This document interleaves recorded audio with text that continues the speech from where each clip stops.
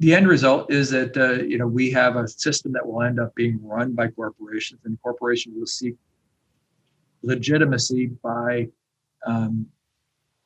becoming the guarantors of social good, social stability. And they'll do that by saying, okay, here's the political system. It's all moderated. It's all, running smoothly. You don't get any extreme people. Here's the social space or the public forum. Big ideas that are, or dissent that's dangerous will be screened out. Those people silenced. And that we're solving the problems because the states, the nation states can't, they'll start to take on global climate change, for instance, and they'll say, okay, and the way to do that is that we'll start to nudge people in different directions. Hello everyone, just a little update.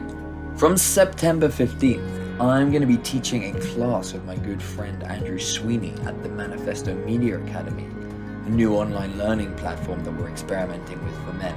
A class on the internet, digital, the paradigm shift. If you're interested, check out the links below. So welcome, John.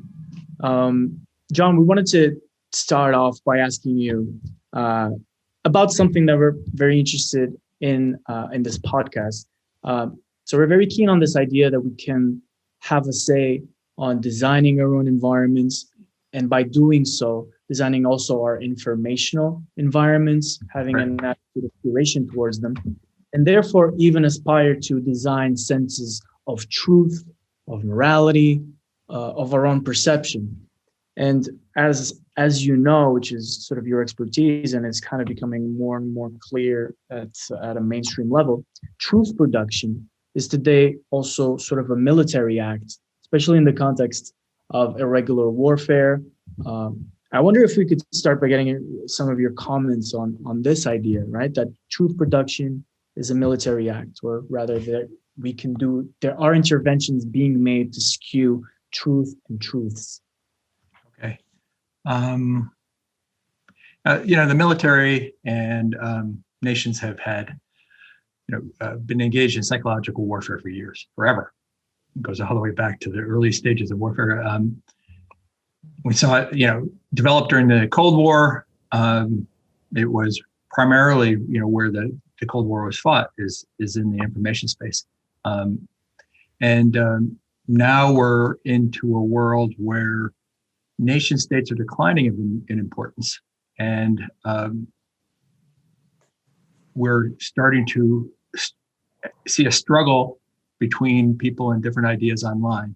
And that war is primarily in the information space. It's being conducted on a daily basis. I go back to Marshall McLuhan's reference point back in, I think, 1968, when he said that he didn't know what weapons we'd be using in World War III, but it would be primarily a guerrilla information war where everyone is a participant, where there's no dividing line between the military and the civilian. And that's exactly what we're seeing now. Everybody is engaged. Everybody is trying to wrestle with each other over, to try to come out on top in terms of determining truth, determining how society is organized. That's a messy place. And most people don't understand that they're actually already been drafted. They're involved. They're engaged. Yes. Whether they want to or not, you're part of it. And we're all in this big information space together. And we're, whoever ends up running the show, getting, their hands on the levers, is the one that's going to determine what, we, how well we live and where we go. That makes sense. It's a kind of trying to squeeze it down into this kind of. That was a brilliant now summary. Just maybe as a quick follow-up, as civilian soldiers, having been drafted witting or unwittingly to this warfare in the noosphere, or rather in this realm of ideas, it could also be said that the conflict that we're engaged in right now, a conflict for the very space of our own brains, for our consciousness, for our belief systems, that conflict, like you said, maybe is even being managed or stoked, or that there are strategic hands, strategic players, in many ways kind of staging many theaters of this war. I'm reminded about obviously Vladislav Surkov and his approach to this as a theater, or his boasting on this level. Do you see this as a chaotic battlefield where everyone is battling against everyone and we're battling for different factions at the same time? Or do you reckon that there are maybe a couple of big factions actually as the big players in this conflict? Well, there's a difference between what's going on in the US versus what's going on globally. And there's really not any clearly delineated lines, or it's hard to explain this. A lot of people are actually going out and engaging in conflict, but they don't really know what they're fighting for, right? They're just engaging, and they think they have an idea as to what they're fighting for. I don't see anyone masterminding this. I mean, I've been involved in a lot of the top discussions in government and and I haven't really seen anyone that smart. There's really, they're smart and smart like you and I and everyone else we meet out in the real world, but they're not up to the level of actually trying to mastermind this entire conflict.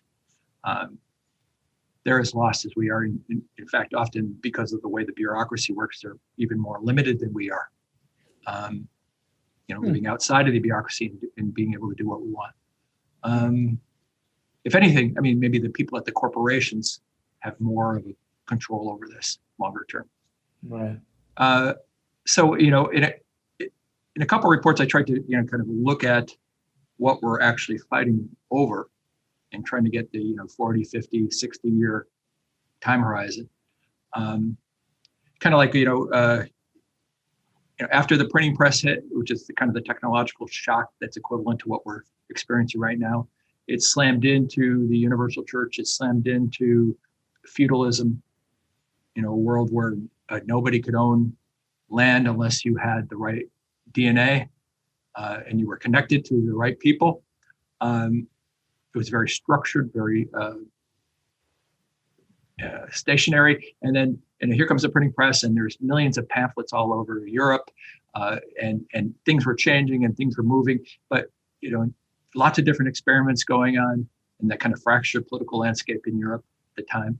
And no one knew where it was going. But where it was going is towards this kind of constitutional democracy, maybe even the big ideologies we saw in the 20th century, the market system that we see now, the big financial system with the ledgers and everything else that all required a printing to actually make possible. The idea of a constitution, you actually read it. So even science, structured science, where you actually write papers and you share that and you build, from the ground up based on the scientific method, an edifice of what you think is true, wasn't possible, really truly possible until the printing press hit. And so trying to, figure out where it was headed if you're on the ground and right after that, it started moving and started, conflict started to arise. It's kind of hard. You most likely would join the wrong side because you don't know where it's going to go. And even if the early efforts that were going to end up winning in the long term would even win in that time frame, right? Sometimes you have to go do everything wrong first before you find the right solution. So where are we going now? Well, again, McLuhan is actually really good at this. Most of his other stuff, hot, cold stuff, is all kind of useless. But the stuff that really matters is the earlier things when he took Innes's work and looked at how the electronic medium is changing us, even before the internet. He said something really cool. It was that in order to survive the kind of retribalization and everything else associated with bringing on social networking, is that we would have to build a societal artifact, and basically a networked machine that would sit and be and manage this for us, manage our interactions, kind of smooth them out And the way I envision it, and I think that's probably true, is that we're in the process of building the societal artifact, a societal scale artifact that will manage our social interactions, and not like manage it like a machine, but be much more complex and hopefully much more under our control.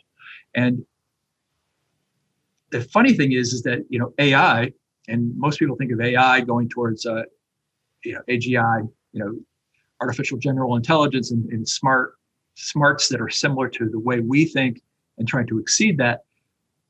The AI that we're actually investing in, the AI that's actually moving forward, the technology that's moving forward that encompasses that is actually moving towards social space, social networking.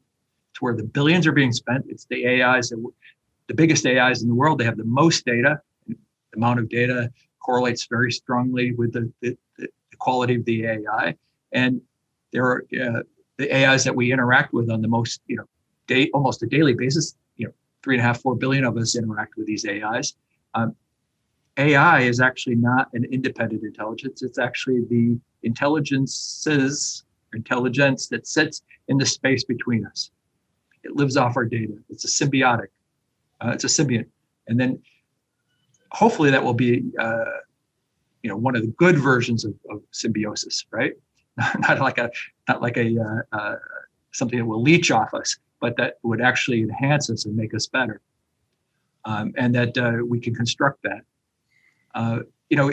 There's different ways to actually think about this, whether it's going to run simulations for us, whether it's going to, manage all our interactions and kind of tweak them, make it possible for us to live together and be more productive, more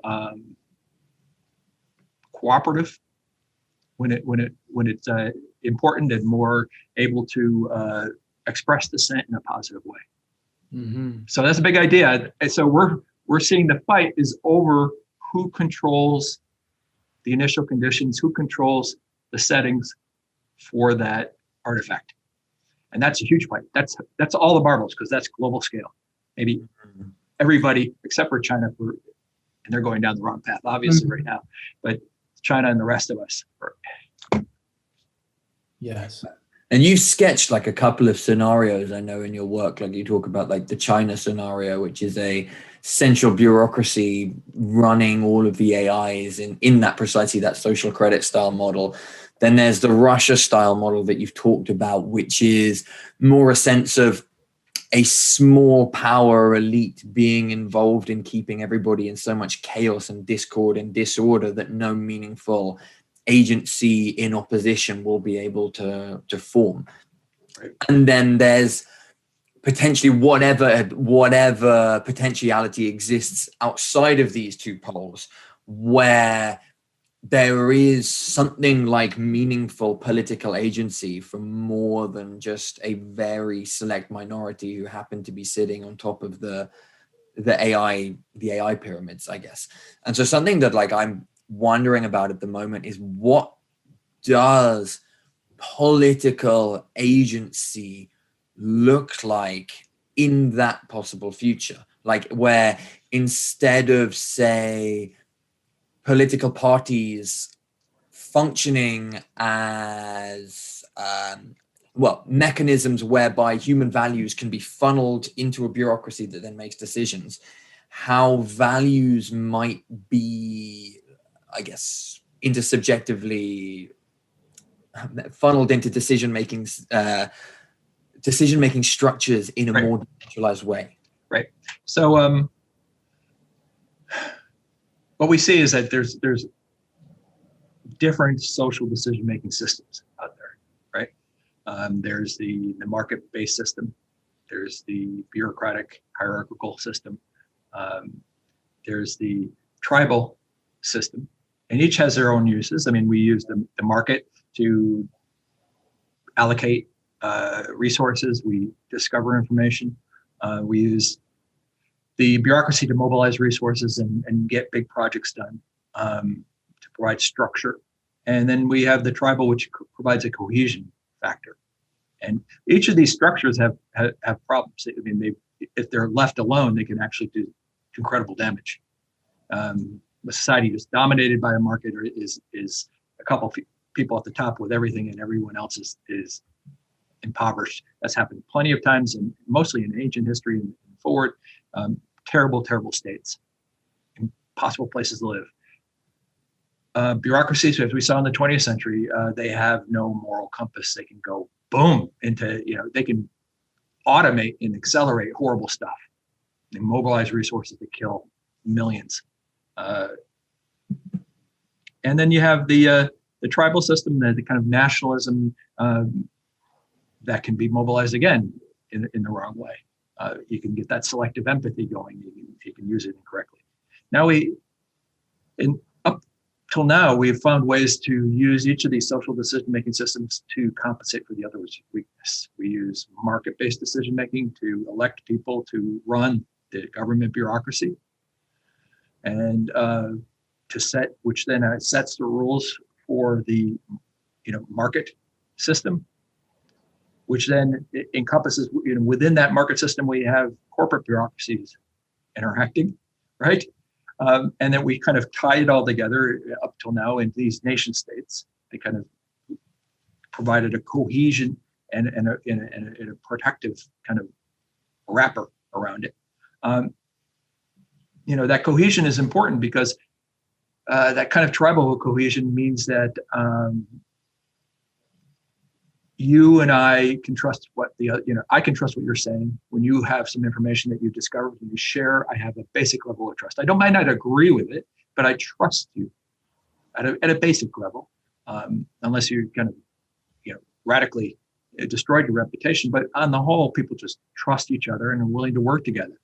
That kind of basic cohesion makes it possible for coherence and coherent thought as a group to get things done. We're seeing right now kind of a breakdown in that coherence as we, break into different tribes. Nobody trusts what the other tribe is saying, and nobody can work together because don't agree on the basic information, right? Or they think that the information that they're presenting is just meant to hurt them, and that makes an incoherent system. Anyway, so we've used these systems all together. And now we have this new one, networks. And this is John Arquila's kind of frame. He called it Timon. But when he was writing about it, he didn't really have a real grasp of the network piece. He was trying to, but early days, and now we're starting to see it in more clarity. That network piece, how does it fit into the existing social networking system or social decision-making system? How does it complement them? It doesn't replace them all. It's not a clean sweep. You don't do everything all in the network decision-making space. What you're going to see is it will find ways to integrate in. And because networking really allows you to do some amazing stuff. It allows you to generate dissent on just about anything. You can have, it's amazingly quick information discovery. I can find the outlier items and allow it to gain credibility as it presents presents evidence. It can allow you to mobilize very, very quickly, far more quickly than we've seen in the other systems. It can provide its own sort of cohesion that's similar to what we see in tribalism. But how does that system work? And that's that'll be your question. How does it integrate in? And we're just seeing it, and we're working through the problems associated with that.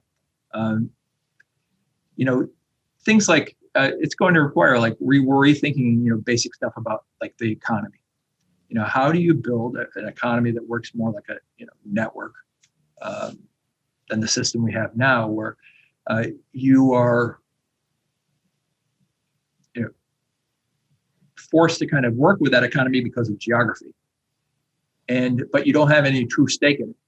If it does well and it does better over time, there's no all boats rise, or if there is, it's very, very a couple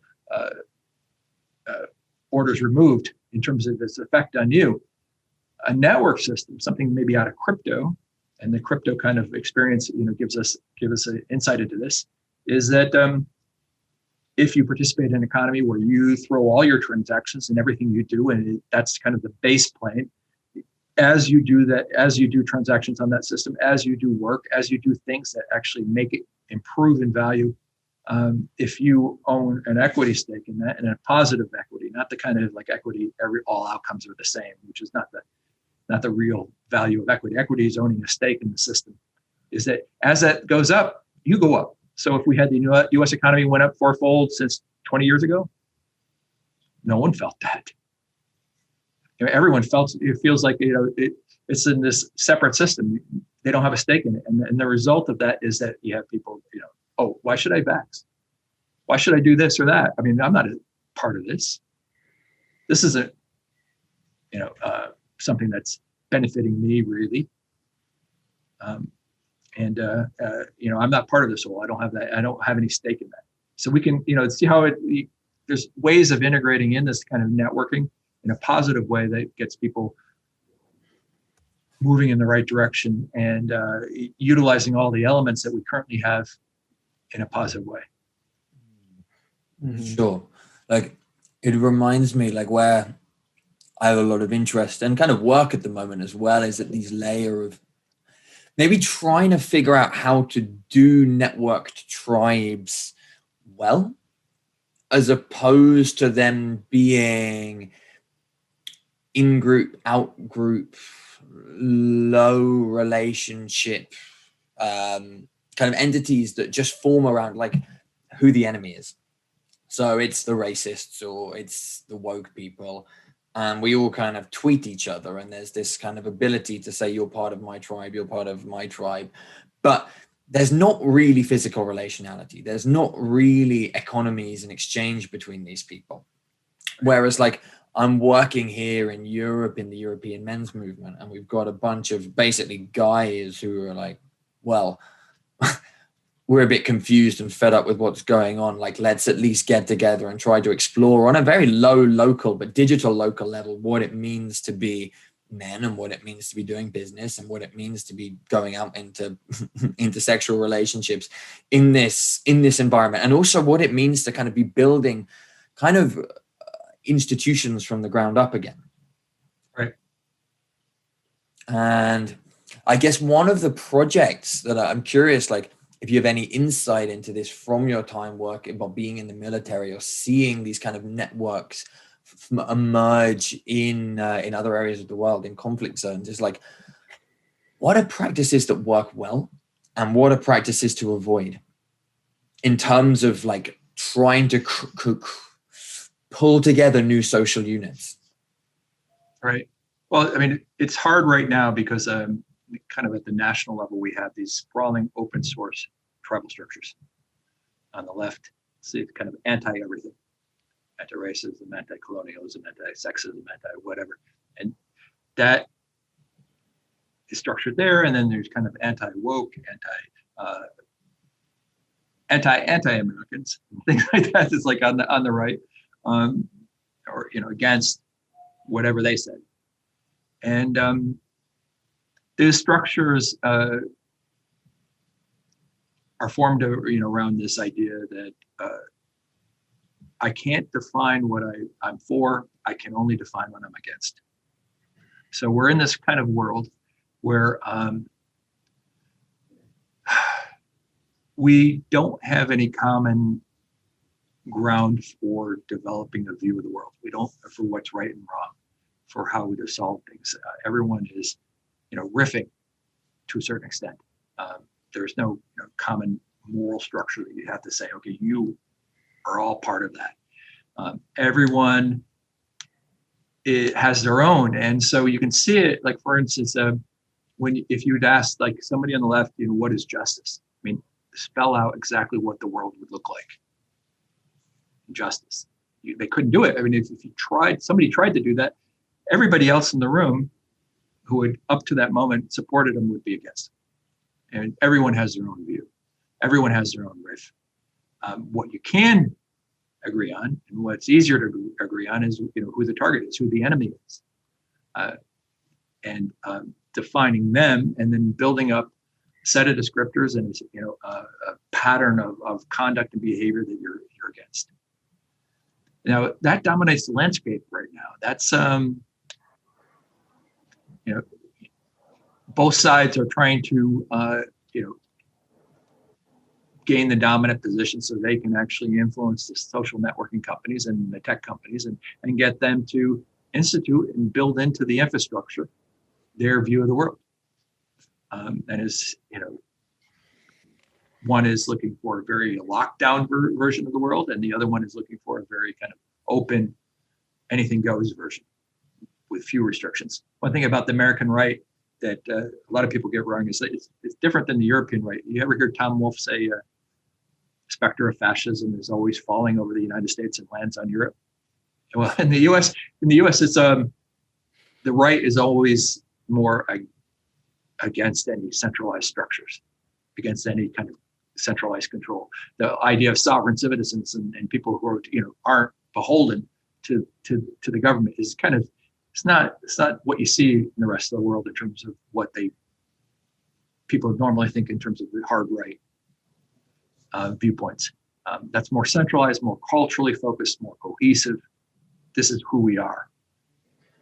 And so the U.S. version of the right and the online space is like minimal controls. Let anyone do what they want. Let everyone dissent. And any kind of attempt to control things, people push back on. Now, how does that impact your daily life? And what you can do is develop islands of stability, of insight. I mean, what we're finding is that you're only as smart now as your network is, because no one can process, no one can actually validate all the information that comes through your, across your desk, comes through your screen, is thrown at you. What you can do is assemble a network of people that can help you filter that, and sources that you connect to that help you navigate through life successfully, and that you can simulate and big deficit we're seeing is a lot of people don't have the kind of large family networks and clan networks that used to protect them in the past. Some places do, we don't. In the kind of highly mobile, highly atomized world in the West, and that you can build a network that serves that function, that helps you get a job, or helps you find the right resources, helps you navigate through the economic world in a way that benefits you, and the personal world, helping you find people that you can have deeper relationships with. Everyone knows somebody, but it's not for them, but maybe for somebody else. And that it's important to make sure that you're grounded. A lot of us are isolated now. That we spend way too much time in front of the screen. I mean, I spent most of my life up until the last 15 years or so, traveling around the world and travel, do. And this is kind of relaxing for me to come back and just spend more time in front of the screen. So I have that good grounding, at least. I think and then 4 kids and that whole thing, and that keeps me grounded. But if you haven't had that, then I have to admit, I even have to do it myself, because you have to go out and ground yourself. Make sure that your ideas aren't too crazy. Your viewpoints on the world are too far out there.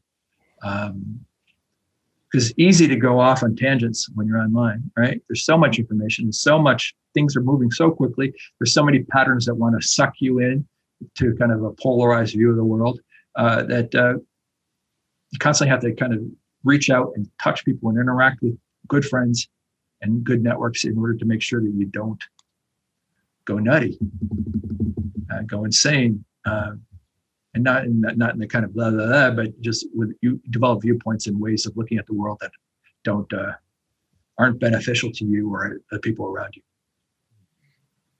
Yes. So yeah, you can do that, but it's almost always at the small scale. And you don't have to do it you don't have to have just one network that you do this with. You can be part of multiple networks. Personally, I'd like to see more of the crypto stuff come in, more in terms of equity building. I see this crypto space kind of getting huge right now in the background, and it's never had to deliver a product, which is pretty awesome. It's found a way to fund a constant exploration of every single nook and cranny in that arena, through this kind of speculation and value creation through this equity concept. But I'd like to see some of those systems come into the personal network space, where you can get together with other people and build things simply, easily, and then there's an equity part of it, and you don't have to have the kind of formal corporate or structured relationship that you would have in order to create value that generates value, for you. I've found the most difficult thing. I've started a bunch of companies, and it's the most difficult part is all that kind of contractual back end of that, and how you set that up, and how do you measure contribution, or how do you get how much each person gets paid and all that other crap, but it gets in the way of actually getting things done. And there's a way that crypto can solve all that. So everything in your life you could have that's important to you economically, and otherwise could have an equity piece to it, where you're getting wealthier and more benefits accrue to you over time because of that back end accounting system. Make sense? Or Absolutely. It's trying to describe it like, I was involved way back in like 2001 and 3 building the early social networking systems. I'd written a report back at Forrester in 96 about it, but no one knew how to build it. Everyone's asking me, and then I found a company starting to build it and got involved. And in describing social networking was like, we did RSS and the early blogging systems that allowed network blogging systems. We did the first podcast system, with Adam Curry, that MTV VJ from back in early MTV days. If you don't remember that, you're too young for that. Before my time. Yeah, I know. Yeah, he was like the guy with the big hair from MTV. You put in Adam Curry, you'd see that. But describing social networking to people was like, I know, you might as well have been an alien speaking in a different, alien tongue. They just really didn't get it. Most people just they glazed over. Just their cognitive filters kicked in, and they just. How would that conversation go? Like, what would you say? Well, depends on the person. You talk about networked blogging and how, and I call it K-logs. At the time, I had a little group of people, and it got bigger. It got a couple thousand people in 2001 too, which is pretty big. This is like the whole universe of social networking at the time was a couple thousand people. Most of them on my newsletter, and the people outside of that space, you try to explain it to is, why would I do that? Why would anyone do that? That seems like the most insane thing. Is that just like, from the early days, is that a CB radio? Or is like, what, this seems like only nutty people would be involved. What would I write about? What would I even say? Right? Couldn't even imagine, just doing it. And it was immediate dismissal. It was like, and that's never going to happen. This like pat statement, that's never going to happen. That's not going to happen. I don't see it happening. If they even got that far, some people just glazed over and just, that was it. They went catatonic on me and was like, no, okay, this isn't going anywhere. So you kind of get a self-selected audience. You get mostly like tech people who kind of see it, and they've been around the next big thing enough that they see, oh wow, all right. And if they get it, it was cool. It's like, whoa, all right. I think the question that I want to ask you now kind of feeds into that slightly. And it's a question about sort of the functions, the new functions of, let's say, the individual, new inner functions. So you mentioned before that the printing press came, and it changed so many paradigms from perhaps people not being involved in a lot of aspects of their lives, being sort of left out of key decision-making processes, for example. They gradually became more involved. The printing press set the ground for the emergence of democracy and other kinds of systems. With the new technological changes of our day and the network decision systems that exist outside of us, right? That allows to do a bunch of stuff, like you mentioned, like mobilize quickly and create its own form of cohesion. I'm interested in thinking about how does that change the humans, the new humans. So there was a human pre-printing press and a human post-printing press. Right. It's sort of, we could say that the networked paradigm creates this new experience economy where it's about images, affects, exchanging these things, but essentially they really are different functions inside the individual. Our literacy and our cognitive makeup today is extremely, bears the indelible mark of the networks that we live in. And so my question to you is a little bit like, how are these networks designing changing us? Yeah, changing us, and how can we tap into that? And how are military operatives worldwide tapping into that? Because from the pamphlet to TikTok, it's there's such a big spectrum of different functions that are being revealed out of us. So that's kind of my question. Yeah. I mean, first off, I don't think the military has even caught up to that. I mean, I built systems for them to kind of get into that world a little bit, but they're not there. So, states like Russia, different story. They're more geared towards, disruption. It's a strategy out of weakness. So if you're weak, you move more towards the information side. And you see that in Russia and you see it in China. U.S. has some capabilities, but it's more a defensive game, and they're not pushing the offensive ball in that space as aggressively as the other guys. Now, how is it changing us? We're definitely being rewired, right? Thinking off the cuff, where were we before the printing press? We were living within an oral narrative, a narrative of life, and these stories that bound us together, and retelling those stories.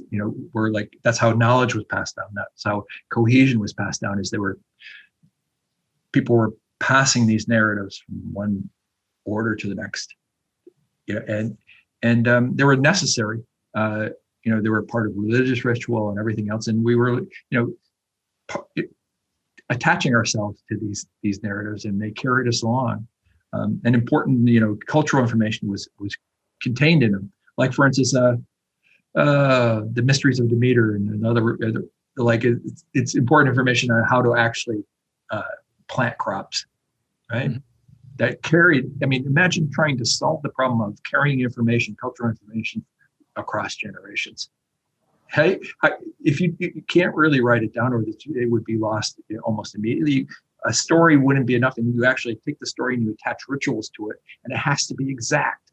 You have to do the ritual in this and this and this and this and this way, and all these rituals then become important in and of themselves, but they're really just there as attachments to keep this information going from generation to generation.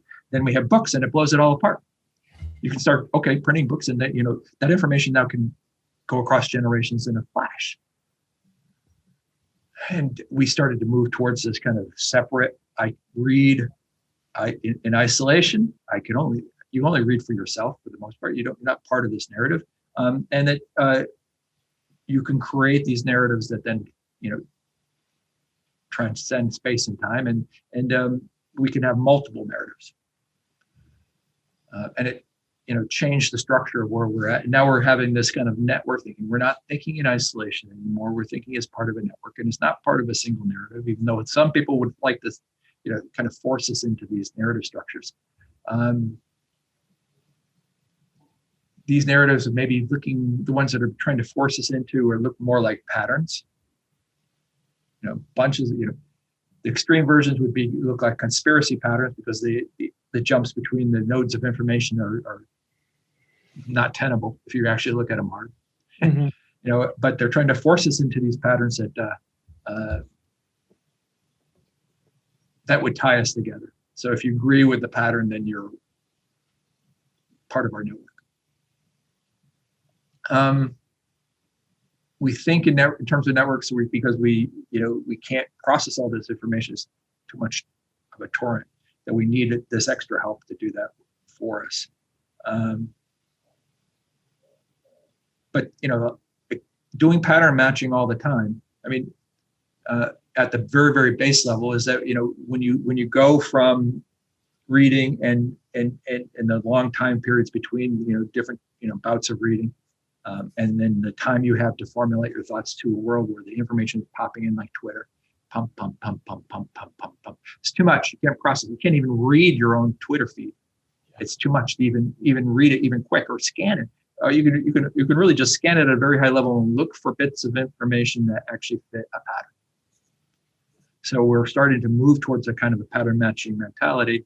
We pick out bits of information and then we put it together so we have our own little patterns that we're developing. And then we have these big ones, these big open source ones that are trying to pull us in politically. So that, structurally, that's how we're wired. How that actually plays out, we'll see. One of the downsides is that it makes this more tribal, right? And that old tribalism, when Marshall McLuhan said, we become a global village, what he really was worried about is that we become global villagers. Okay, and a global villager is the kind of person who's like, it's very bloody minded. It's people who don't toe the line of the village, or the ones that are driven out or killed. They constantly watching everybody else in the village to make sure that they're always, that old man Smith over there in that barn is doing something terrible and everyone knows about it, right? And if it's terrible enough, they go out and kill him or beat him or drive him out, which is the equivalent of killing him in many instances. So some of the worst atrocities occurred in villages. So how do we get out of that kind of villager future? Because the way our minds have been changed. I think maybe one of the things would be that artifact. Right. That helps us build beneficial patterns. And would you say that artifact is going to emerge at once at a societal scale for hundreds of millions of people? Or would you say that pattern matching, because today, maybe I would argue that it has to be done a lot with some imagination and some creativity, or at least to me, it feels like, Eric Davis said that whenever new technology comes in and opens new spaces, they first have to be mapped with the imagination or at the further edges, because we don't really know how to make sense of them. So my question would be, right, do you reckon those societal artifacts are going to emerge maybe around smaller tribes, but tribes that connect along not the vectors of kin and geography, but along vectors like shared interests or personalities or other sort of shared neurological pathways, shared affects, really?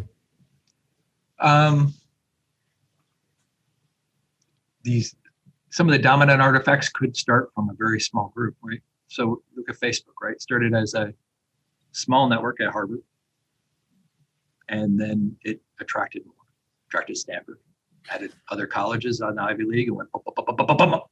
And the beauty of networking, the classic Metcalfe's law, right? Each time you add another person, the network just doesn't, go up multiplicatively. It goes up exponentially in terms of value. And if there is a network that actually provides that kind of value function, and it does the kind of things that I'm talking about in terms of social cohesion, you'll get sucked into it. And hopefully the ones that we get sucked into are the good ones. It could be the bad ones, right? They can grow out of nowhere and then kind of just zoom up. And I'm looking for them to emerge. It's kind of like a blind man trying to reach out and find these things. Like I was looking for the social networking stuff, back in early 2000. I know it's going to come. I just got to find it. And trying to do that all by yourself, or kind of force the function and get in there and create this stuff, is, I found, exceedingly difficult. There's too many precursor technologies and other things that have to happen, or you have to actually just look for when it does emerge. Meanwhile, there's people who are trying to do this kind of stuff from the top down at the big companies, or at the open source level when we're looking at the tribes online, trying to shout everybody down, kind of control things. And going into corporations and going into government agencies sideways, because if networks can reach right into a bureaucracy and then flip people inside there, so the bureaucracy is non-functional when it comes to their issues, and doesn't even have to change the head or even the policy. The thing just kind of operates that in favor of the network that's co-opted. There's a lot of people trying to force it from the top down. Though I do think that there will be something that takes off because of that network dynamic. It may be out of the economic realm, right?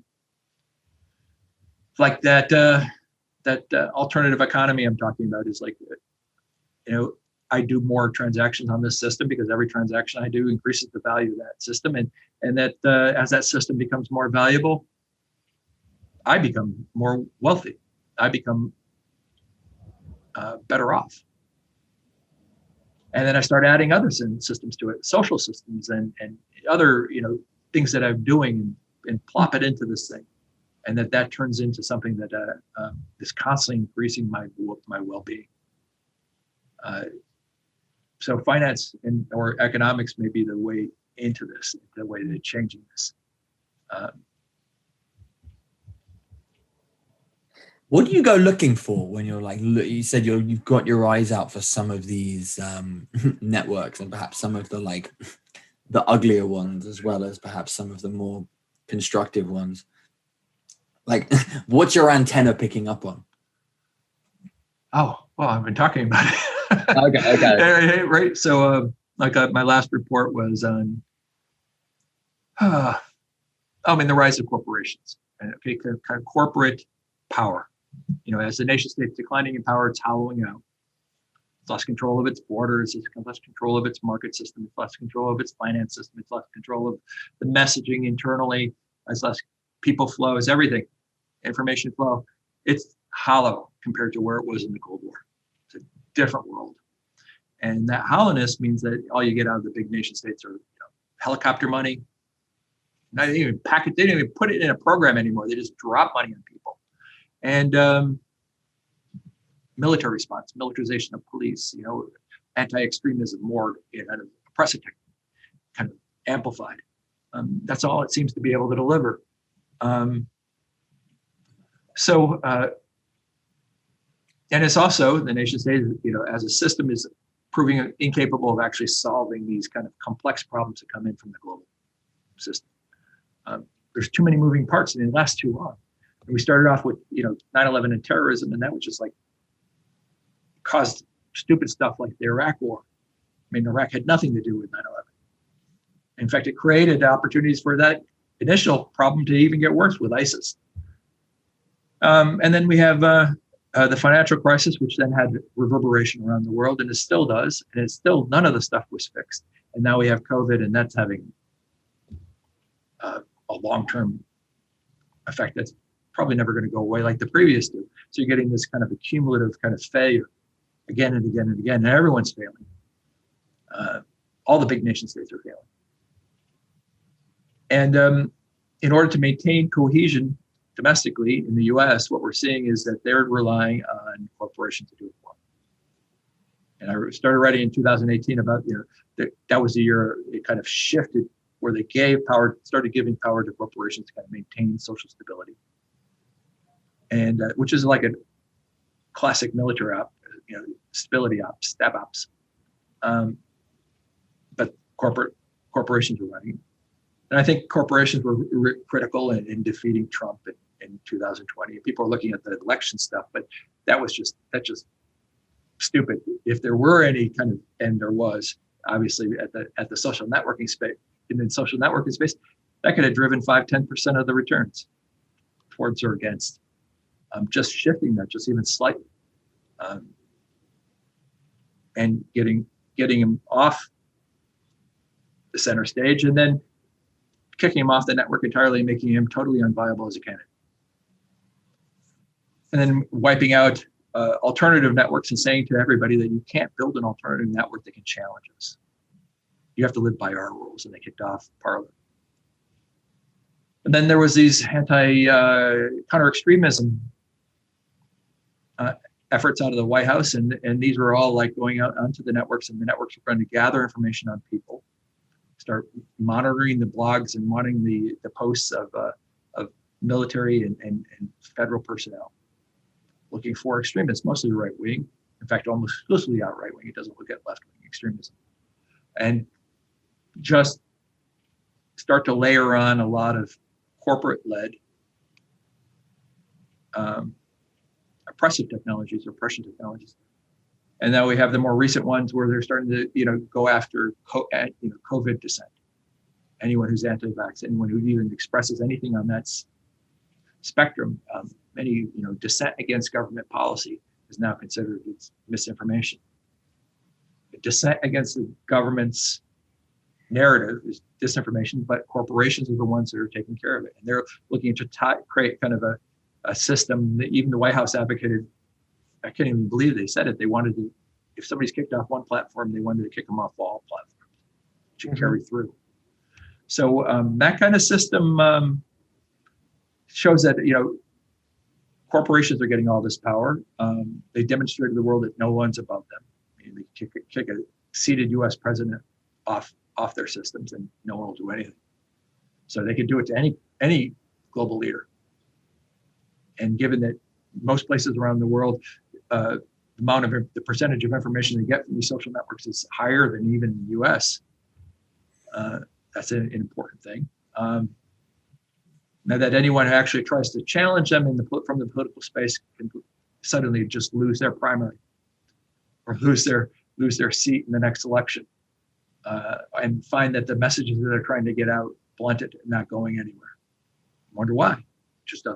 They don't get the likes they used to. They don't get the amplification they used to get. I think Liz Warren ran into that when she was running for president not too long ago. As soon as she took after Facebook, her numbers started dropping like crazy.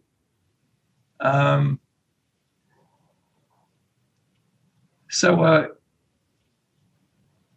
the end result is that we have a system that will end up being run by corporations, and corporations will seek legitimacy by becoming the guarantors of social good, social stability. And they'll do that by saying, okay, here's the political system. It's all moderated. It's all, running smoothly. You don't get any extreme people. Here's the social space or the public forum. Big ideas that are, or dissent that's dangerous will be screened out. Those people silenced. And that we're solving the problems because the states, the nation states can't, they'll start to take on global climate change, for instance, and they'll say, okay, and the way to do that is that we'll start to nudge people in different directions. There's not going to be a debate on this. It's just heading towards whatever ideas that they come up with, that they're the ones that they want to nudge us towards. And the idea of nudging is that you use an AI to you give it an incentive to increase the support for a given thing, and then you allow it free reign to play with different ads and different placement, different acceleration strategies, and they come up. It just kind of measures its success based on that increase in support, and that'll cause all sorts of problems. So it's going to accelerate really quickly because we don't have any natural rights. We don't have any rights against corporate power. All of our rights, free speech, petitioning, everything else was all built to protect us from nation states. And we didn't anticipate in the last 10 years that corporations would get so powerful so quickly. They can do stuff the NSA and the nation states couldn't do. They can censor and manipulate conversations down to the individual level, at the conversational level, and track people, across the platform, across the world, and have individual identities that the government couldn't even hope to match. So we need digital rights, and until we get digital rights, we're going to. That's another innovation. This thing goes in the right direction more often if we have digital rights, a right to a certain level of speech, a right to access, a right to petition, meaning if you're kicked off or unfairly treated, they'll actually respond to you. But right now they kick you off, you get nothing. They won't even talk to you. Before I want to dive a little bit into that conversation about digital rights, I want to ask you if you can envision that in the future, these islands which we spoke about can you envision them deploying these nudge technologies, which basically are auto cults, which is this really cool idea that basically they automate cult building and inscribing someone into a cult. Could you imagine these islands using those same tools and techniques and resources as the big corporations do to sort of close themselves in and create a little bubble that they steer? Well, yeah, I mean, every tech will have a smaller version of it that you'll be able to use. I mean, this tech is going to be something that smaller groups can't use. I mean, there's all sorts of stuff that could happen on the small group level, and like in terms of warfare, conversational, chat bots. You see them pop up. I mean, okay. I mean, they popped up in China, and they, convinced a whole group of men to throw tons of dollars in. They fell in love with these things. They threw money at them. They had to close them down after they soaked them for tens of millions of dollars. There's a guy that just created a chat bot based on his dead fiance, and totally screwing with his head as a result, because it was so much like her, at least the way he thought it was. But those conversational chatbots could be very, very good at, especially if it's within the context of a character, in terms of recruiting people and building networks and using this, larger social network as a recruitment ground. And you can do terrorist activities that way. You can do all sorts of things. You can build networks based on people thinking that they're saving, this character that approached them as a chatbot. So there's like all great things. I mean, and terrible things that you could do with this tech. You have GPT-3. I mean, you can start to auto-generate things.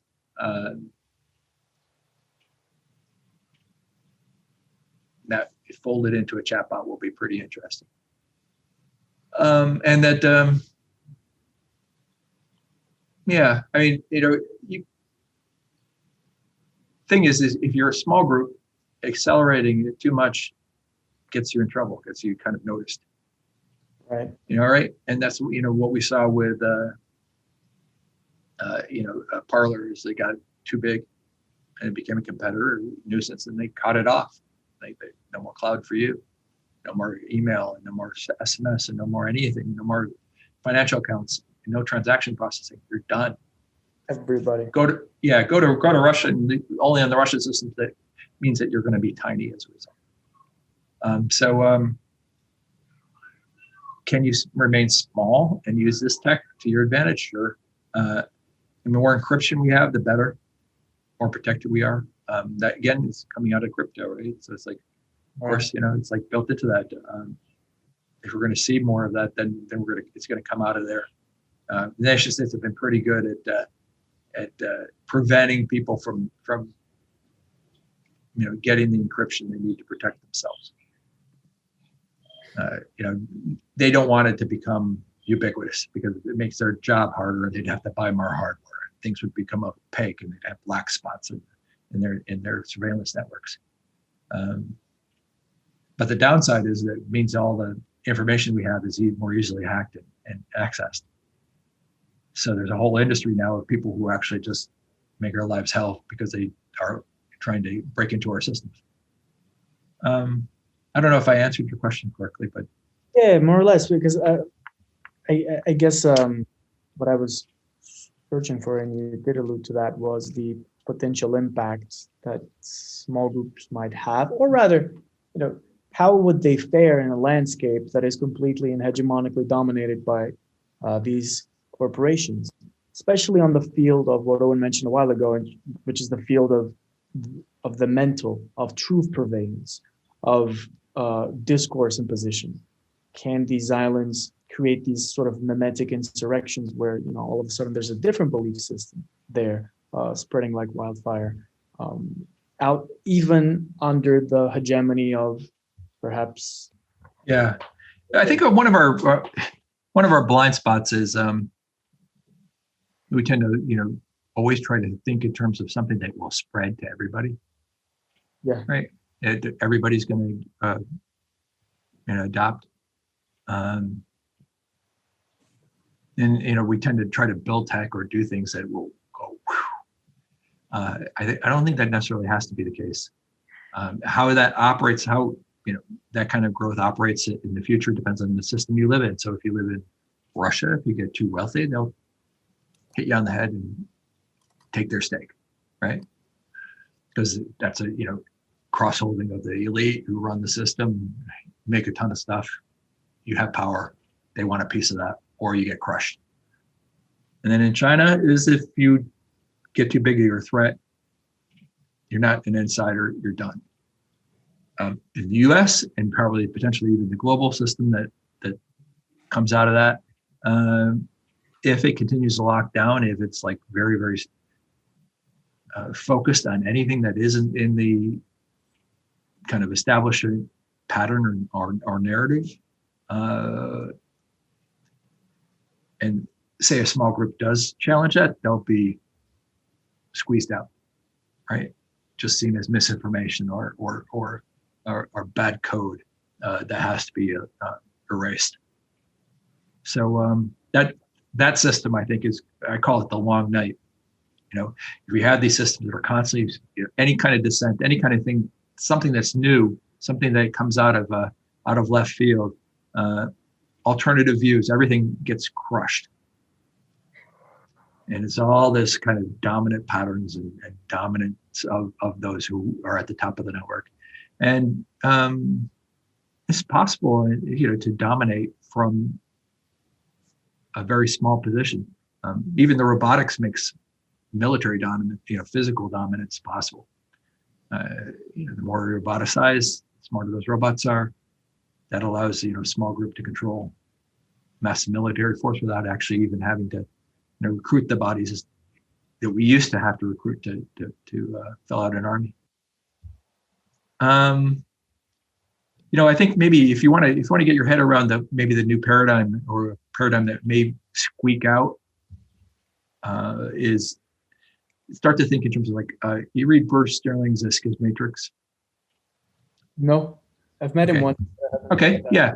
Bruce used to interview me on his annual kind of on the State of the World thing, and he's one of my favorite authors. And it's really kind of cool to be interviewed by that guy. So he reads Schismatrix, and it gives you a sense of a different kind of world where humanity goes like this. We're all about trying to say everyone should be cohesive, but what about a world where everyone goes like that? It goes off in their own direction without reference to the other folks.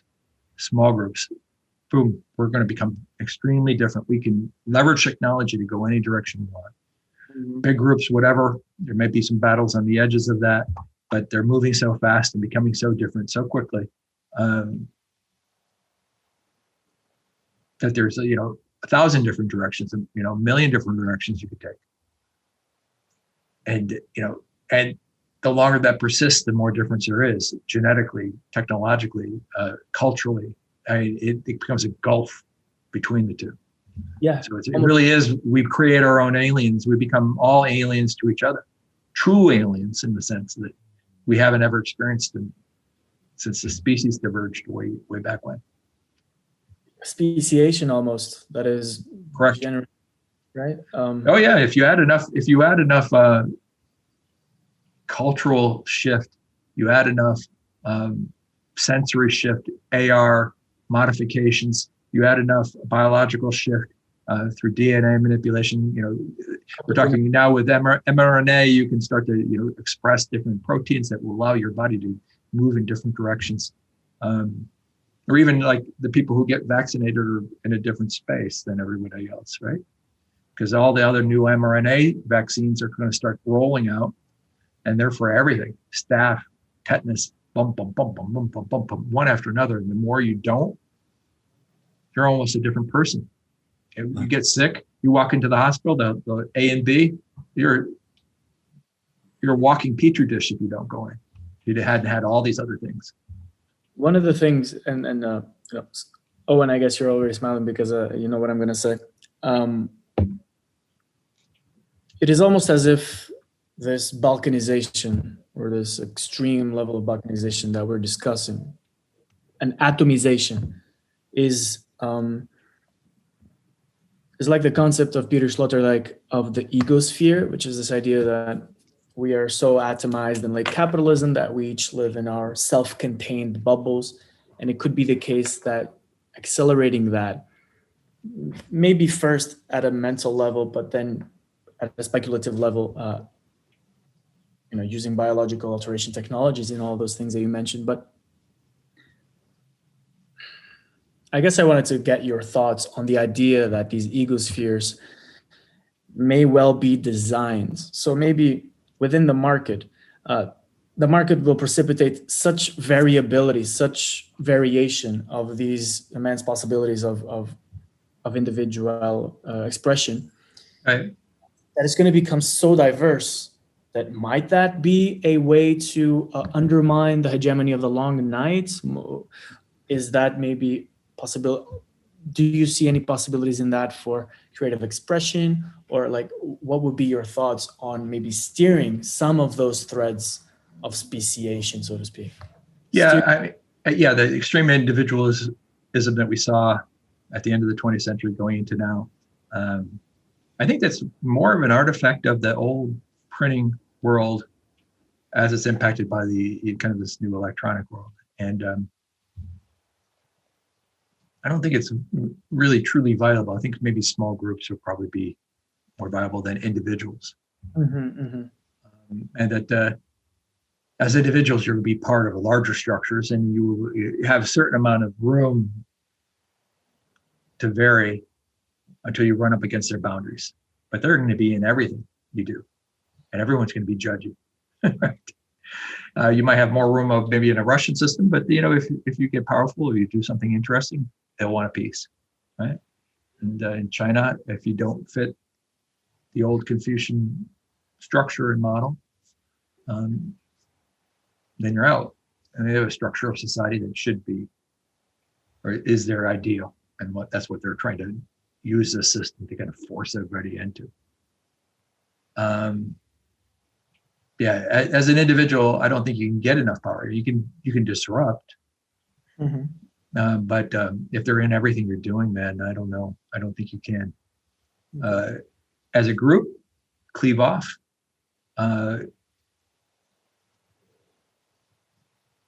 There's enough in these alternative networks. You may find a way to get away or carve off a piece, but they can't get too big. And if they get too big, they're competitors with the big networks and their AIs and their capabilities. And these alternative networks will be able to be big enough that they can potentially generate their own technology. And that's always a tough thing with a lot of alternative networks, is there's not enough technologists in the group, right? There's people who love farming, and there's people who love making things, and often a lot of primitivism, but that's not going to save you necessarily long term. You're stepping outside, but you're not able to build the stuff. You're not able to code.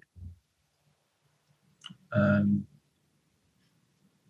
think this is what, like, hoping at with the European men's movement I mentioned, like to hopefully reach like the next generation of techie guys and try to get a sense of there are more subcultural, small network options and opportunities available. Hopefully actually provide some of those opportunities rather than going and being a soldier for one of the big tech giants. Right. Essentially. Well, you can get a lot of insight and make a lot of money and a lot of independence by being a soldier for the big tech giants.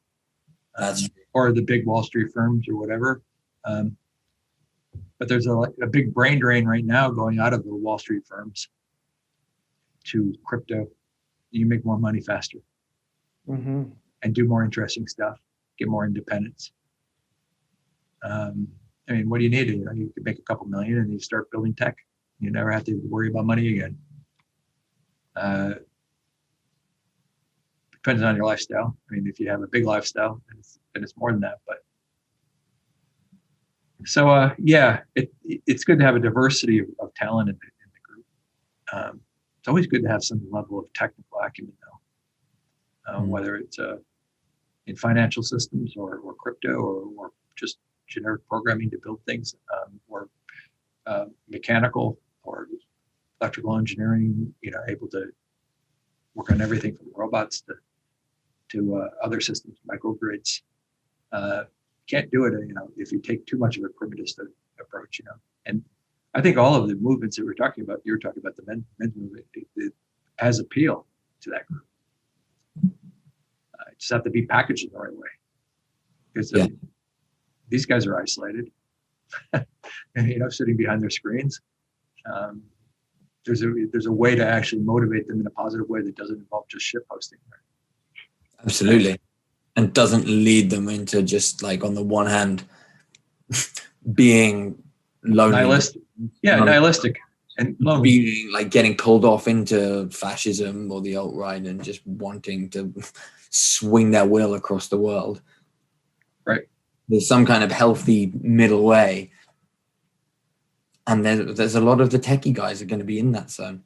And if we can reach them and perhaps download some of these ideas about the long night, about alternative networked economies and social operating systems, we might stand a chance of getting through this.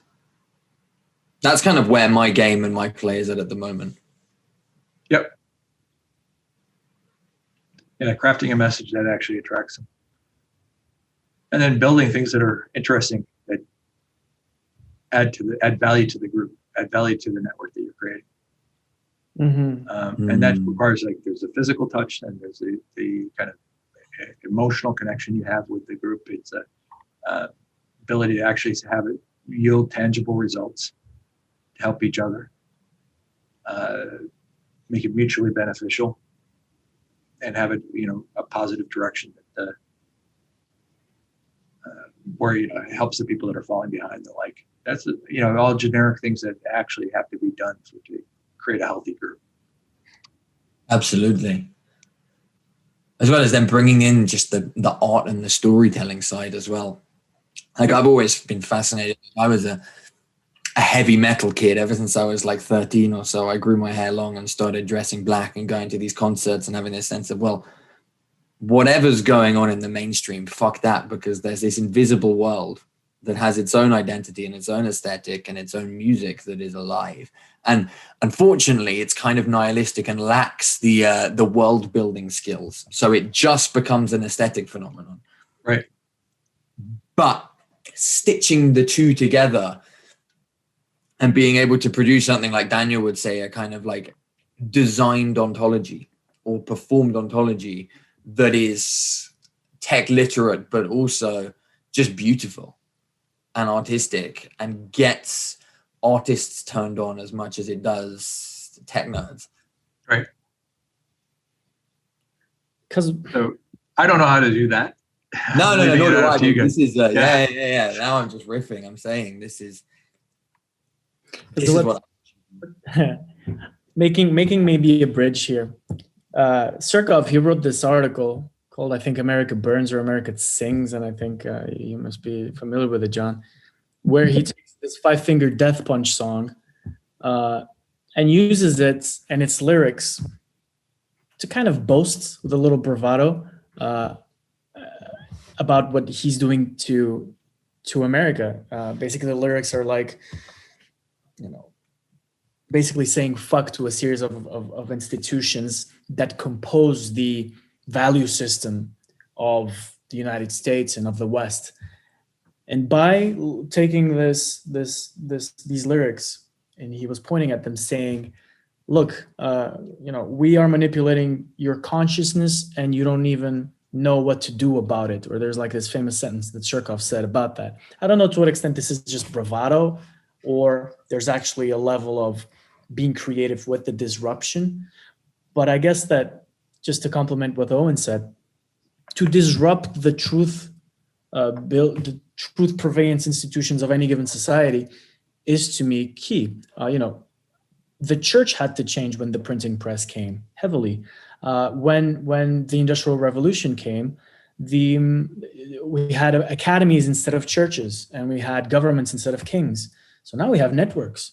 So these institutions that are entitled to purvey truths and belief, their craft needs to change. And I believe that that might be something, speaks to the artistic part of the deal that everyone was mentioning. Oh yeah, no, I mean, there has to be institutional reform. And the institutions we have today are clearly operating at a deficit. They're just not producing the results that we want them to produce. They're out of ideas, and we're just, we want ideas, we want new things. When we're not getting it, we're just getting told that, hey, this is the way it has to be. Listen to us. We'll fix things, and they don't fix things. And that, the dissent function is useful. You just, trying to figure out how to actually use the dissent function effectively is going to be turning out to be traumatic for the existing institutions, right? Mm-hmm. They see it as a threat. Everything is now a threat. If you don't comply with vaccines, you're a threat. If you don't do this, personally, like on the vaccine thing, I get a vaccine. Family got a vaccine. It's easy. And it's just, it's a no-brainer for me. It's not the fight I want to fight. Not a dissent worth hanging on to. But all the good ideas will come out of the dissent. If some prevailing idea is absolutely wrong, the only way we're going to actually find it in the system that actually forces that prevailing idea onto us is the dissent will rise up and say it's wrong. If that dissent is crushed every single time it starts to rise up, you have an inability to change. And then if there's a big problem that comes, a big complex problem, your quiver is going to be empty. You only have, the approved ideas, and you don't have anything that's unapproved because you banned them. And complex problems, if anything, they require a deep quiver, a deep bench of ideas and capabilities and perspectives. You got to have that, or you're going into this guaranteed to lose. Mm-hmm. So how do you build dissent effectively? Yeah, and incorporate it into the existing institutions. Yeah, I'm still thinking about that. I'll keep on working on it. It's a problem I'll keep on working on. That's the big question, right? Yeah, that's definitely, it'll solve a lot of the problems that we have today if we can figure out how to do that. I think instead of enforcing or trying to force the dissent into a box by banning it, is that you use opt-in methodologies. It's equity. If you feel like you're part of something, you're willing to work for it. You're willing to contribute to make it better, because you know it's going to provide you tangible benefit. It's just not this idea that you really aren't at risk for the disease, and vaccine may or may not work, but it's for somebody else that probably doesn't even like you, right? And you have to go take a vaccine. It's like, no, I don't. Why should I do that? Well, if it's like, okay, this is part of us as a nation, as a group, and here's this economy will do better, this society will do better, and you have tangible benefit in that. And we can, there's accounting that provides you feedback that shows you that that's the case. Your wealth will increase faster, and we can demonstrate to that, and then your social relationships will get stronger. We can show you that. Then why wouldn't you? Right? And of course you would. And that kind of system, you're more likely to trust the people that are telling you things, right? If somebody says, okay, here's something I developed, I think will work, and here's all the tests I did, I think this is viable, and they're part of that group that's actually moving you forward, you'll go, sure. Yeah, I'll do that. If it's a company that you're part of, and they provide you a new tool and say this is really going to work for you, and you've had great experiences with this company in the past, you'll probably take that tool and give it a go because you trust it. You've seen benefits as a result of interacting with it. Yeah, how do we change that dynamic, right? How do we make it opt in? Create this like center of gravity that everyone just kind of Right. And no one's even asking that. No one's even trying to figure out how to do that. That's the essence of governance in the 21st century, is how to create the opt-in dynamic. Because it sounds very much like a guild, or like the credit thing that the Templars used to do in the Mediterranean. Or it sounds like, that Yeah, but how do you do it with everybody? How do you do? Start small. You don't do it with everybody. Early adopters, maybe that's my thought. Right. I mean, but if you're going to like, granted, if you're going to build alternative networks, and this is going to be your structure, maybe the Templar model, whatever, all the variants that you've seen in the past, figure out how it works in the online world and do it. But if we're going to take the existing societies and not kind of like go through revolutions in order to change things, and then mutate them, change them in order, and how do you build opt-in into networked opt-in into the existing structures?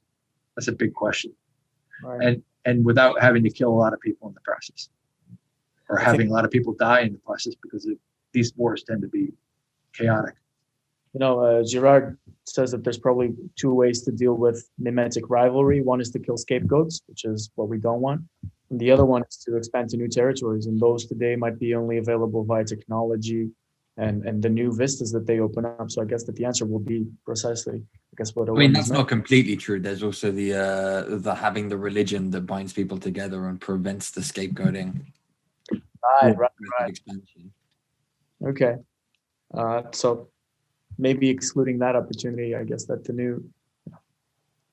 I guess we're just reiterating the idea of a startup, but in this case, that's like Peter Thiel's theory of the way he resolves Girard. John Robb, do you know Girard? I'm just because Peter Thiel's theory, right, is that's why he just wants more market capitalism, because it's more expansion, more avenues for desire, prevent people getting caught up in the mimeticism and leading them to just competing for smaller pies, which there's a truth to. Yeah. It's just that expand isn't necessarily the story that works with finite resources. Oh, unless you move to kind of a networked version of markets, and then you move to digital goods versus physical goods. Okay, so once you go AR, the real trick here is as the way they're going to get us off this physical world, physical goods expansion. Everyone, world can't support everyone moving into the middle class. All 8 billion of us living the way we lived in the 20th century. Even the lower middle class, but all of that energy, all of those goods is just rip the whole thing apart. So what do? Well, you have minimal livable spaces, but all of the play is in AR, augmented reality, not VR where you go to a fake world. Augmented reality where you digitally manage the world that you're in, or alter the world that you're in. If you want to get a sense of how that world kind of works, do you guys ever play Skyrim? Yeah. Okay, so use the mods in Skyrim. Okay, there's about 20 mods or so coming in at Nexus every day, new ones. They mod everything, and you can do the graphical mods. They can change the shading, the tint, you can make it darker during the day and lighter during the night. You can modify the clothing. You can modify everything. Structure. You can change the dialogue. You can change all of that stuff. It's possible with AR in your real life. So you can put everyone in Victorian clothes if you want. You could put everyone. You can add soundtracks. You can create. You go into a modest home, a minimalist home, and it can look like the biggest mansion in the world. And you can design deeply imprinted senses of reality, of belief, and of social modalities to the point that complete other spaces. If you took the stuff off or turned it off, the reality would be drab in comparison. Even the best reality you could have today would look drab in comparison once you took those filters off. And some of these AIs can do this in real time. So if you're driving along and it's sunny out, you can make it rainy. It's in real time. I mean, it's all modified for your perception in real time. Add characters in your house if you're older and alone that talk to you and interact with you, that are companions, constant, at whatever level that you're comfortable with and it's good for you. But that reality can be so competitive, and then that's the economy, right? What? The only thing you don't solve is the problem of sex, unless you have really good VR porn and sex robots. Yeah, or exactly. Like, I mean, if we're gonna stick with Gerard, like, sex is one of the core points of this rivalry, and this is where, so I'm like, yes to everything, but I think there's a deeper cultural practice layer. And again, this brings me back to the working with men stuff, like working and looking at sex hard and being like, this is the thing that's going to be the thorn in our side. You do know that they can actually stimulate orgasms by stimulating the brain. Wow. Sure. They've been doing that since the 60s. You could do that. But the problem is that people who actually have that, they end up being addicted. That's it. So we can build the AR future where everybody's getting downloaded orgasms. But that's a dead end too, right? Yeah, exactly. By definition. Because the one guy who does go and get laid and then tells all his friends, hey guys, you know what? I actually got laid for real. And then everyone was like, shit, I want that. Well, yeah, yeah, I know. But in an AR world, that would all be modified, right? She wouldn't be the woman that she is in real life. She'd be modified. And then she probably has a way of modifying herself to other people, which may be enforced by the system that you actually have to see. So you wouldn't actually be able to see her in real life unless you pop the stuff off. But you don't want to experience anything after that without it, right? So it becomes a whole nother layer of complexity and difficulty. I mean, you already see at the edges in Japan, right? 30% of the people, younger people, aren't going to get married or even have a significant relationship. It's just not. They're just capping it and staying mostly online and doing that. This is very, highly urban situation. And then you see populations are already peaked in the West. Everywhere outside of Africa, populations already peaked. So it's only Africa that's going up still. And the more that's electrified, as soon as you add electricity to the house, population falls. That'll work the same way in Africa too. It's going to just peak it off quick. And you add AR to the mix, population decreases faster. So it is potential that by the end of the century, we'll have a population of 2 billion people. You know what I mean? It will be like rapidly dwindling down. And those people who are able to have the balance of having kids and physical relationships with minimal AR interference, be the only ones left. Only ones likely to have any kind of progeny go off in the future. Everyone else is just lost in this space and willingly do it. There wouldn't be any kind of eugenics or anything like that, or any kind of disaster where people are killed off. They just die out of old age. And I think that maybe, I'm just going to be a little bit speculative here. When the population caps so severely, obviously the older institutions will have to reinvent themselves and perish. And it feels to me like, Manuel Delanda in The War in the Age of Intelligent Machines speaks about the machinic phylum, this idea that machines have lineages, as I'm sure you're kind of aware. Yeah. And part of my pursuit is, as I said, ontological design, and it's this idea that at the intersection of maybe it's wishful of me and misinformed of me to say that in warfare there's a portion of irregular warfare that is ontological design, that is this intervention into the life worlds of individuals. But it also seems to me that as the market sort of mixes with the war machine in a way, because so much of them they're so bound in such a way, that people will purchase the curation and the design of these life worlds because you download mods, you don't create them yourselves for Skyrim. The same might be said for life worlds. Now I want to be this, now I want to be that. It's going to be perhaps a same function as the church used to have back in the day, purveying reality. Oh yeah, no, that's exactly it. Will the corporations be the one actually dictating that reality to you?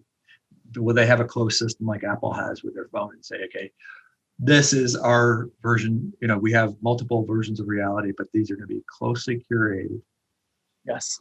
And you will have a limited amount of apps or other things that you can do within them, and everything transaction with them, every digital good that flows through it is going to go through our system. And we'll take 30% like they do with apps. 30% of every transaction goes to them. That's a nightmare world, right?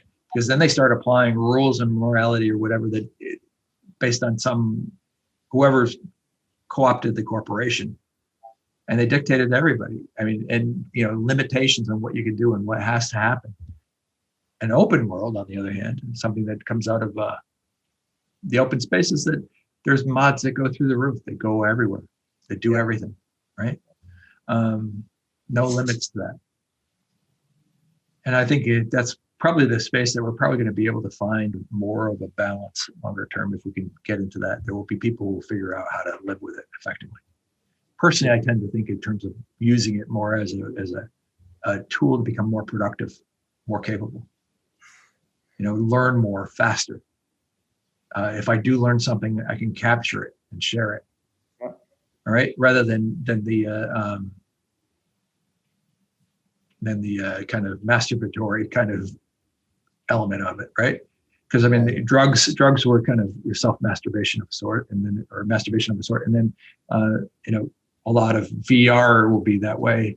Just mental play. It's not even play. It's just like But and you could even say that beyond the functional reality mods of helping me learn faster and do all of these functional things faster, you could also say that the reality cohering mod being shared by a group of people might also come into play in that. Right. So there you go. To a certain extent, these groups, and that we went off on this tangent. We found a piece that actually is important, is that what you're doing when you form a group is you're creating a version of reality, a consensus reality, right, that serves to ground you, right?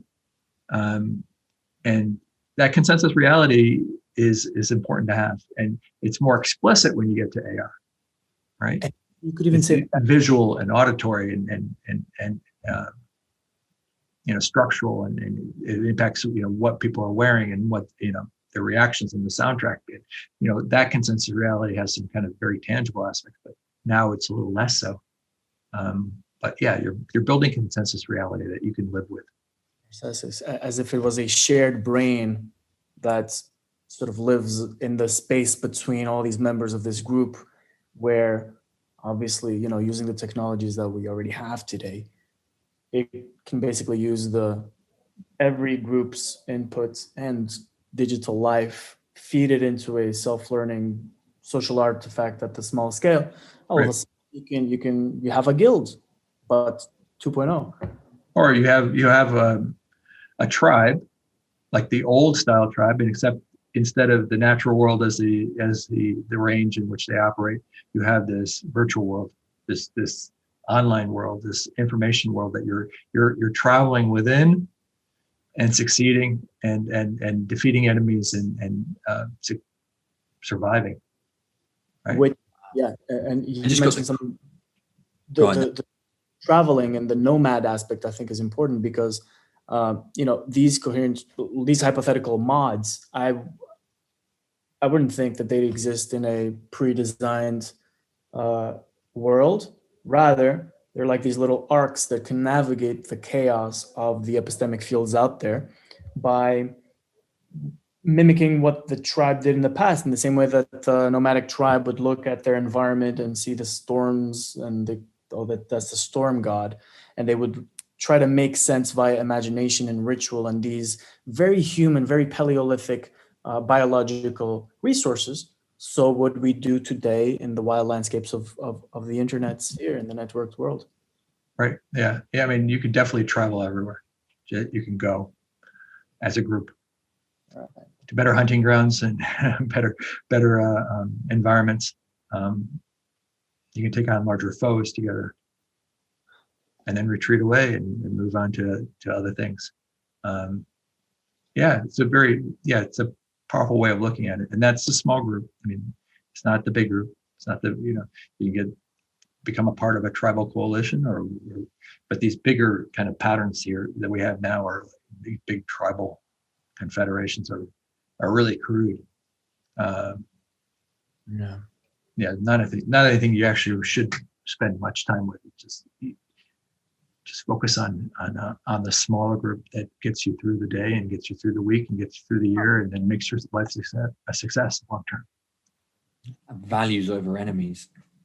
Right. Well, look, one of the key things with the tribal perspective, it changes everything. And we've never really truly, we've kind of created simulations in the economy and in our society to kind of get around this problem, is that everybody you interact with in the tribe is there for the long term, right? If you make an investment in somebody, it's because it increases your tribe's survival. You're bound to each other. You'll give them things. You don't expect any remuneration because they're here with you and they're going to go long term with you. And if they're successful, you're successful. You're more successful together.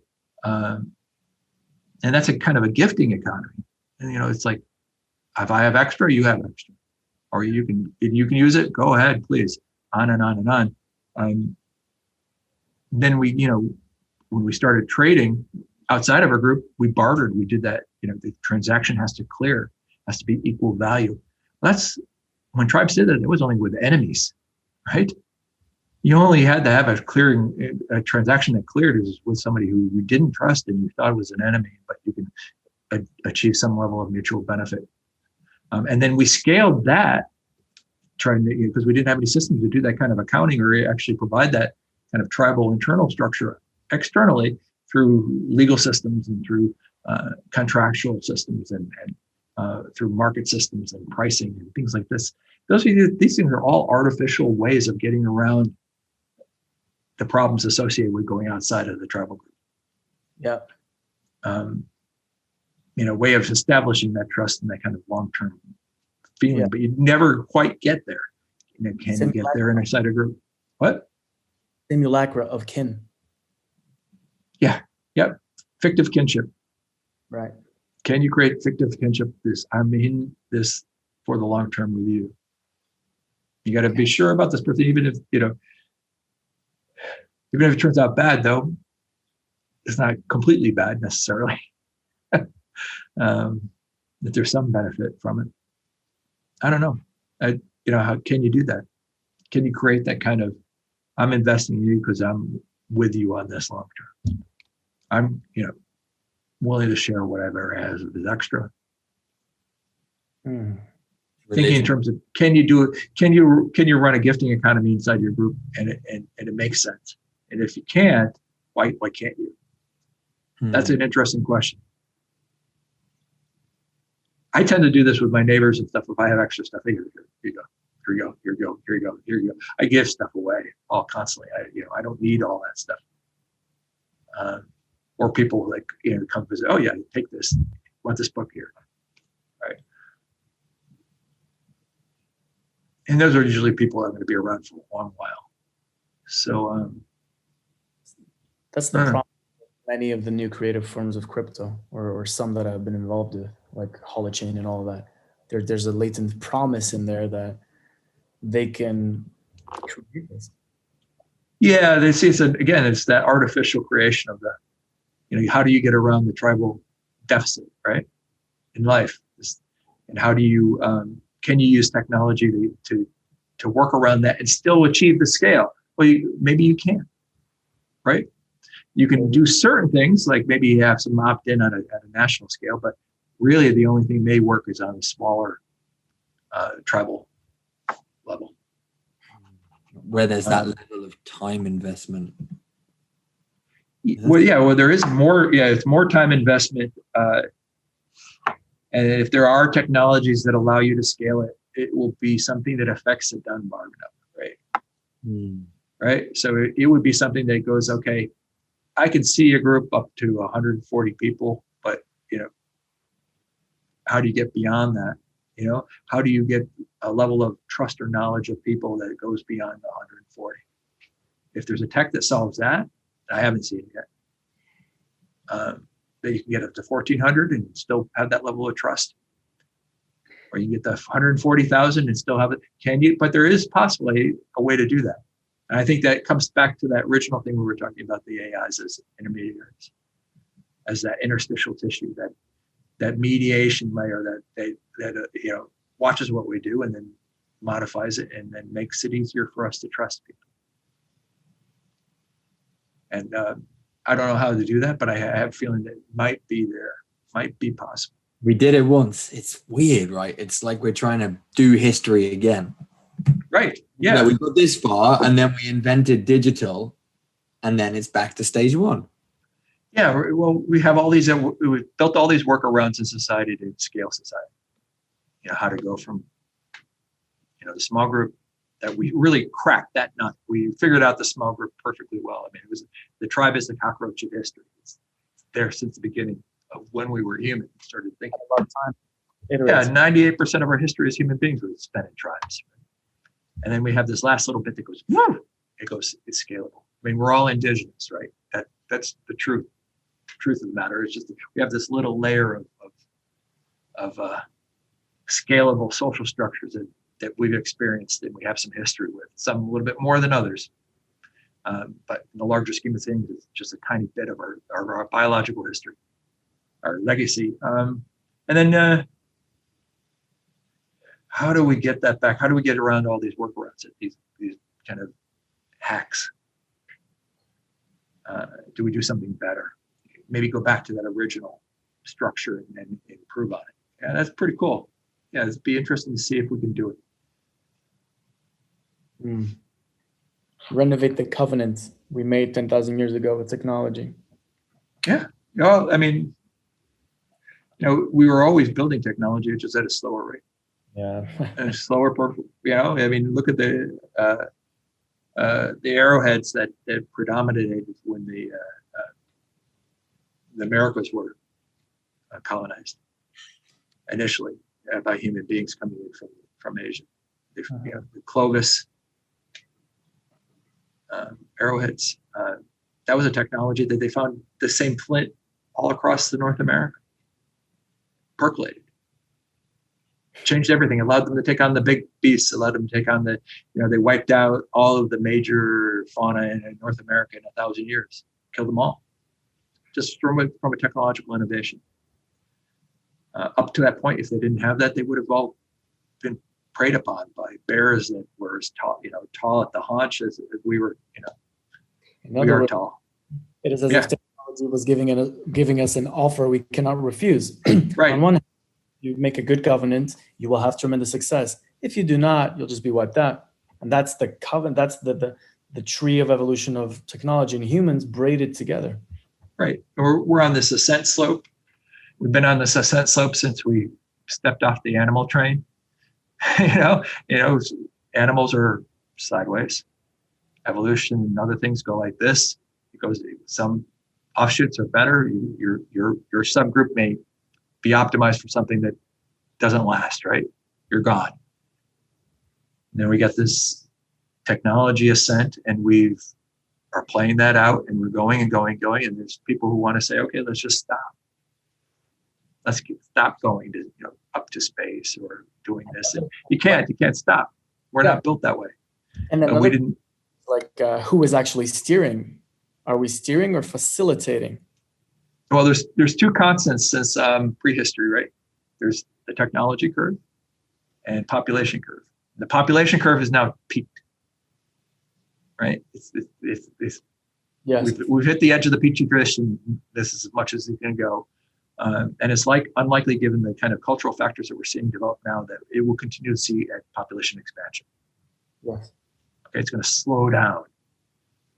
And if 1 or 2 or 3 out of every 10 people have kids, because of longevity increases and the like, that may be enough to keep steady state. It's kind of wild stuff as we start to move down the descent slope. And all of our calculations up to that point, we started thinking in terms of people being expendable. Always more. Now you start in the descent slope, you start to think of every single person is like super precious. Every single kid, you've got to pour resources in. Oh, Jesus, I like that. Yeah, no, it changes all the dynamics. But you don't want to do it in the kind of way we did in the 80s in the US, is like the 90s is, you're so scared about them going out, their play date, they're surrounded in cotton, play dates and plan things and no surprises and nothing that they ever could contradict them. If anything goes wrong, they leave and abandon the situation. They never have any physical contact because, fighting is bad, but fighting is how you establish physical boundaries. It's like, a little bit. I mean, as long as they gouge an eye out or do some permanent damage, but some kind of physical interaction establishes us as social beings. Yes. I know I won't hit somebody or do something that much because that will make them cry or make them mad or make them unwilling to work with me in the future. So that's the problem, is how do you invest in a way that isn't like frightened investing, or like I'm so risk averse that I can't, this is so precious, I can't allow it to actually grow effectively. I have to keep it in the greenhouse where all the conditions have to be perfectly right. And if with greenhouse plants, if you take them out and put them in the wind, they'll just, they never develop the kind of stock or and structures necessary to actually even handle even a slight wind or slight change in moisture. They just die. When you mentioned the technology curve also accelerating, what do you mean by that? Because population is just a number that stacks. Technological innovations, is that what you're talking about? Yeah, technological innovation. I mean, it's been going up on an exponential curve. Same thing with population, and population just hit the wall. Okay. Right. And is technology still accelerating exponentially in terms of like innovations year upon year, Moore's Law? Yes. And it has, we're thinking in terms of the big leaps that we saw in physics in the 20th century, but it's expanding across so many new areas. There's a horizontal expansion that we didn't have back then. You're talking about big leaps in narrow areas. Now we have it across, innumerable number of technologies and focus areas.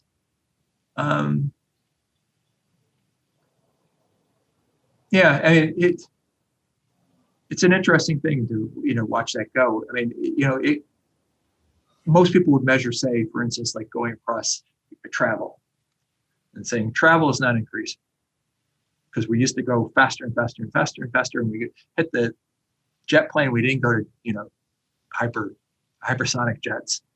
Didn't cross the Atlantic in 3 hours, but that's not the point. At that point, we started to have electronic communication. The bandwidth of the interaction kept on going up. Now you have Zoom calls, and then you have virtual in presence, and you get the 90% of the benefit in a second. It's not so much about the bodies moving, but the information itself moving, because that's what's doing the steering. Right. Well, the body was never important in the first place. It really was just the information exchange. The conversation was actually the value and the thing that everyone was investing in. The body is not the important part. Well, yes and no, because I'd argue that the information exchange is largely there to keep the body alive and intact. Oh, yeah, definitely. So we can't. But getting it to the negative place, is that that important? But no, not getting to the place. No. I guess I'm just jumping in and being like the warning sign. I always get a bit triggered even when it sounds like it's going off into the information is more important than the bodies upon which they sit. Right. You can definitely get some experience by traveling. But if you can get 90% of the information transfer between two people in a second for almost no cost. Yeah. I mean, why would you go and that experience level keeps on getting closer and closer towards actually being there, maybe even more than being there, because you start making an ideal, right? Start adding things to it to exceed what you would get out of normal reality. It's important to focus in on the thing that actually is important, that's being invested in. That's the key to the curve. Mm-hmm. And it feels like the relationship between the memes, as it facilitates the emergence. I don't know. It feels like that's the important bit to me in many ways. The relationship between the memes and the memes of like people exchanging that information. Because look at what we're doing right now. It feels like. Oh, mimetic exchange is pretty cool. I'd like to see a translation device for that. Yeah, I was kind of excited when I saw the one of the new Google translations. They had a 0-day translation system. Had a what? Meaning a 0-day translation system. Okay. So it can go from Korean to French, and there was like no in between text. So how do you get that way? You're Korean to English, English to French. But it had to do that by keeping it conceptually correct. What it did is it could go 0-day between any languages that it had in the system because it went to a conceptual layer. So it took whatever somebody was saying, put it into a conceptual layer, and then that allowed, since there was a common reference point, go straight in. So how do you get that conceptual layer and advance that? Is that something tangible? Is that something you can actually move forward and use to communicate and build upon? Now that starts to get really cool. I don't even think they're even looking at that concept. I mean, they were just thinking, oh, the black box was able to do this. It built a conceptual connection that allowed us to do 0-day translation. Yeah, because what I felt, and I worked in virtual reality for a long time, is that as we're approaching these new technologies, oftentimes we think and create in them using just a direct translation from a previous domain. So it's like, oh, museums are cool. Let's do VR museums. No, but like the thing about going to a museum is doing it live. The affordances of a new medium necessitate a new way to think about the problem altogether. And I think that's obviously it's natural the first time we approach new problems to fall into that pitfall, but it's also annoying that as we predict the future, we're still scaffolded on the concepts of and domains of our time. Oh yeah, the physical visiting, going to a museum that's actually digital is pretty cool. I've done a couple down in New York, and it's fun. You go with other people, and they create this digital experience. Right. It's amazing, and that could be easily, I'm walking in Pompeii, right? Yeah, but everything is around me like I'm right there, and it's tactile. That is the kind of thing that you can do as a group and experience and have really cool stuff. But if it's cool once. Yeah, no, but the beauty with digital is just it goes quick. You do one, and then you do another one, and you do another, and another. There's an unlimited number of things you can actually interact with that way. Exactly, and out of that unlimited amount of things, there will be a few who actually fulfill functions that people engage with every day that are fundamental for the coherence of a shared reality mod. Right. And people will use. It's the difference between the app you use on your phone and the one that you never do. Yeah, but I still wouldn't look at VR as the source of the AR stuff. Right. I agree with you there. I think AR has more potential to all right. My dogs are ready to go out. Okay. All right. And thanks. This was a lot of fun. Boy, we were riffing at the end there. It was like, whoa, good stuff. Yeah. That's all right. Thank you very much. All right. Thanks. It was fun. Thank you, take care, guys. Thank you for your time and take care. Stay well. Be well. Right. Take care, man. Bye-bye. All success. Yep. Bye.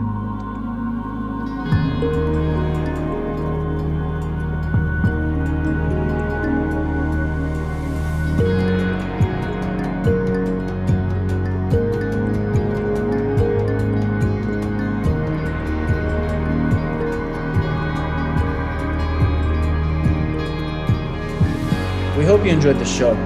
Consider becoming our patron and helping us put out more content like this. Patreon.com/Technosocial.